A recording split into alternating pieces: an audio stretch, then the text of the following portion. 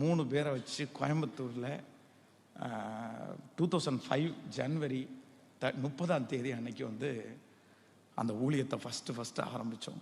3 பேரை வச்சு மனகல்லே நிற்பேன்.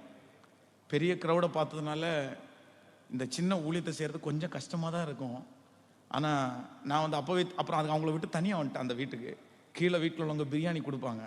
அந்த பிரியாணியை மட்டும் தள்ளி வச்சுட்டு சொல்லுவேன், எனக்கு நீங்கள் ஆத்துமாக்களை கொடுங்கப்பா, அதுக்கப்புறம் நான் பிரியாணியை சாப்பிட்டுக்கிறேன் அப்படின்னு கெஞ்சி கெஞ்சி கெஞ்சி கெஞ்சி அழுது மன்றாடி அதுக்கப்புறம் வந்து நிறைய சாட்சி அதுக்கப்புறம் அப்படியே ஒன்றா கடந்து வந்தது.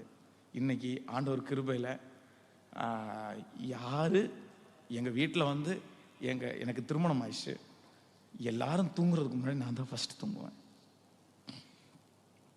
ஆண்டவர் வந்து என்னை நம்பிட்டார். இன்றைக்கி வந்து எங்கள் சர்ச்சில் வந்து கிட்டத்தட்ட ஒரு 1200 பேர், ஒரு 1600 பேர் எங்கள் சர்ச்சில் வந்து பிலீவராக இருக்காங்க.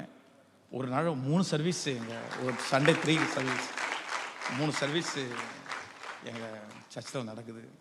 ஸோ நான் அறியாததும் நான் எட்டாததும் கர்த்தர் செய்கிறாரு. இந்த ஃபஸ்ட் செக்ஷனில் நான் அவங்களோட பேசுகிறேன். ஆண்டவருக்கு வந்து எதுவுமே விஷயமே இல்லை. உங்களை ஆசீர்வதிக்கிறது ஆண்டவருக்கு ஒரு பெரிய விஷயமே இல்லை.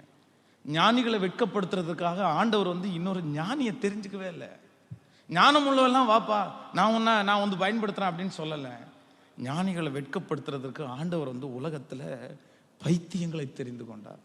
உள்ளவைகளை அவமாக்கும்படியாக உலகத்தில் இல்லாதவைகளையும் இழிவானவைகளையும் தெரிந்து கொண்டார். ஒருவேளை இந்த ஜெபத்தில் இருக்கிற நீங்கள் வந்து உங்கள் குடும்பத்துக்கு வேணால் உதவாக்கரையாக இருக்கலாம்.